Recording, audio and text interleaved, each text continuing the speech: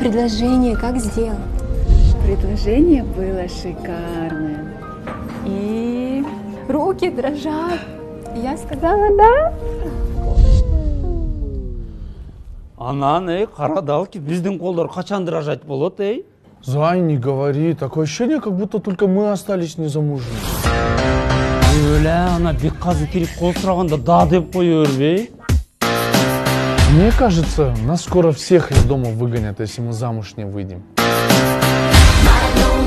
Завтра прилетает Амаль, делает предложение Боте и заберет ее в Америку. Гуля, мы это все успеем? Гуля, у руля все будет оля-ля деп.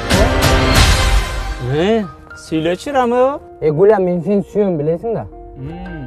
Мен сенде Баткенден бері келдім, Сен мен мектепте оқып жүргенде Баткенді алып қалышың керек еледі. Азыр мені Бишкек алып кетті. Азыр баяғы Гуляндай жоқ. Вы зачем снимаете? Это Кайгол, да? Чайка ты.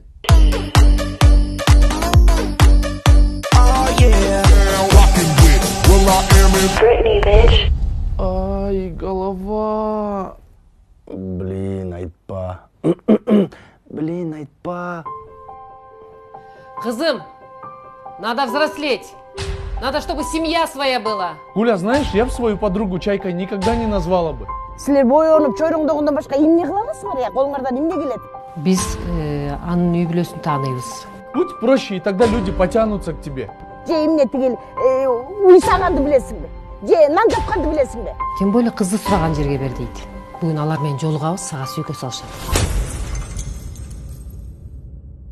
Я же еще маленькая.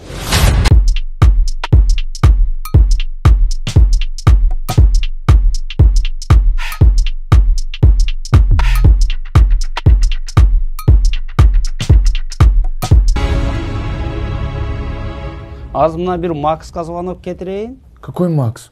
Макс Лөлү. Лёлю? А, который деньги просит постоянно.